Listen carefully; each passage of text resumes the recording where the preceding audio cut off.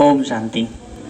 हम सब आपके गांव में प्रजापिता ब्रह्मा कुमारी ईश्वरी विश्वविद्यालय की तरफ से आए हैं।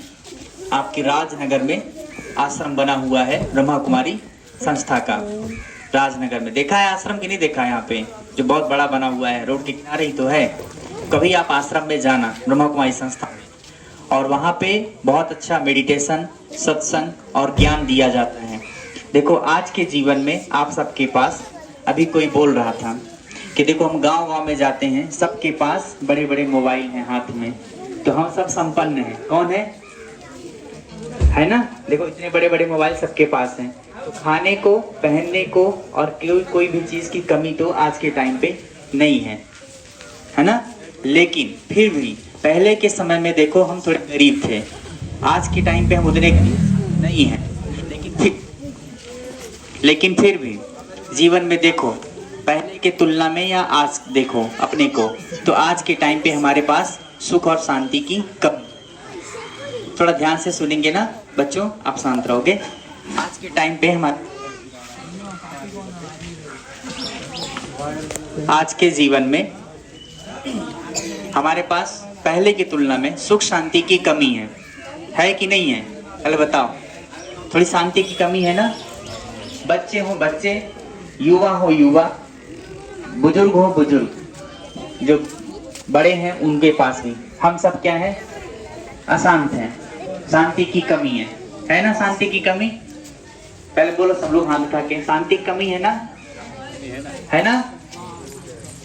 बोलो, है कि नहीं है? अशांति है ना सबके पास? अशांति है।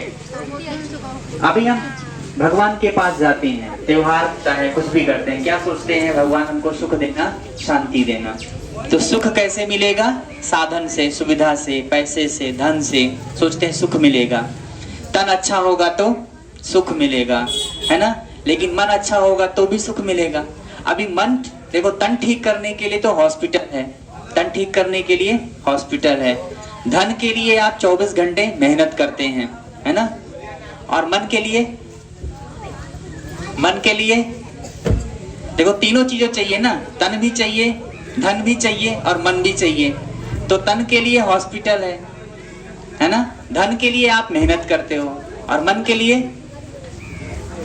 लिए कुछ नहीं करते हो। बोलो, कुछ नहीं करते हैं। मन के लिए कुछ नहीं करते हैं, है ना?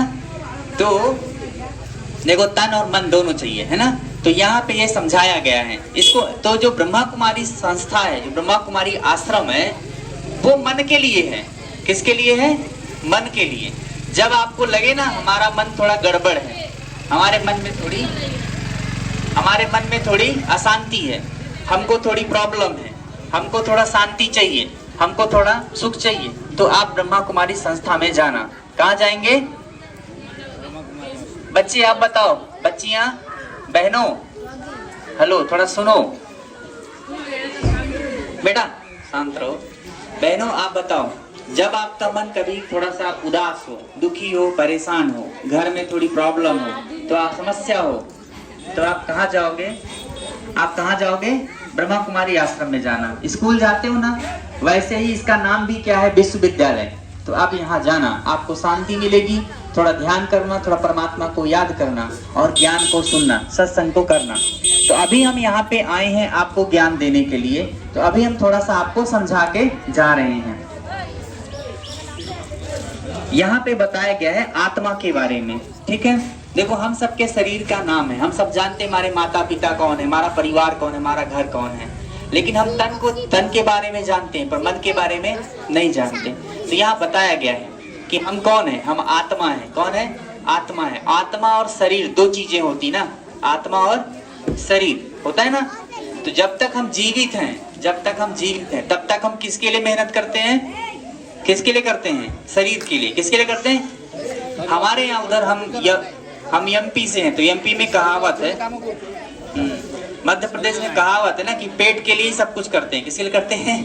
करते हैं ना, पेट के लिए, है ना? तो हम सब शरीर के लिए सब 24 घंटे करते हैं, लेकिन आत्मा के लिए हम कुछ नहीं करते, है ना? तो हम कौन है? आत्मा है। आत्मा अजर, अमर, अविनाशी है ना? गीता में भगवान ने कहा है ना, आत्मा अमर है और शरीर तो नष्ट हो जाता है ना। तो हम आत्मा हैं, आत्मा में ही मन है, बुद्धि है और संस्कार है। आत्मा ही अच्छे कर्म करती है तो अच्छे पुण्यात्मा बनती है, महान आत्मा बनती है। और आत्मा बुरे कर्म करती है तो आत्मा दुखी आत्मा हो जाती है, पाप आत्मा हो जाती है, दुष्ट आत्मा हो जाती है ना। तो हम सभी आत्मा हैं, हम सभी आत्मा हैं। और हम सभी आत्मा, जैसे शरीर पिता होता है, शरीर के माँ बाप सबके अपने अपने होते हैं, है ना, सबके अलग अलग माँ बाप हैं। लेकिन आत्मा का जो पिता होता है उसको क्या बोलते हैं? आत्मा के पिता को क्या बोलेंगे? परम पिता परमात्मा, ऐसा बोलते हैं ना, परम पिता परमात्मा। तो परम पिता कौन है? परम पिता कौन है? जो देवी देवताओं का भी पिता है, जो देवी देवताओं का भी रचयिता है, जिसको देवों का देव महादेव कहते हैं, कहते हैं ना, देवों के देव महादेव। तो वो कौन है? परम पिता परमात्मा, है ना। हम सब आत्माओं के पिता हैं। हम लोग सुबह सुबह सूर्य को जल देते हैं, सूर्य को जल देते हैं ना, है ना। तो वो सूर्य को जल क्यों देते हैं? वो परमात्मा का प्रतीक है। किसका प्रतीक है? परमात्मा का प्रतीक बनाया है ना। कि अभी समझो सुबह सुबह जो सूर्य निकलता है, जैसे उससे रोशनी आती है धरती पर तो अंधेरा मिट जाता है। ऐसे ही जब हम परमात्मा को अपना माता पिता समझ करके उसको हम याद करते हैं, उसको हम थोड़ा ध्यान करते हैं, उसके पास शांति से बैठते हैं, तो हमारे जीवन में जो दुख है, रोग है, शोक है, परेशानियां हैं, वो सब मिट जाती है और जीवन में सुख, आनंद और शांति की प्राप्ति होती है। तो उसके लिए हमें क्या करना पड़ेगा? परमात्मा को याद करना पड़ेगा, है ना। तो उसके लिए आप कहाँ क्या करोगे?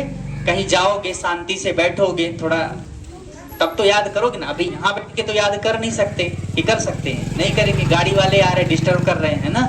तो उसके लिए आपको कहाँ आना पड़ेगा?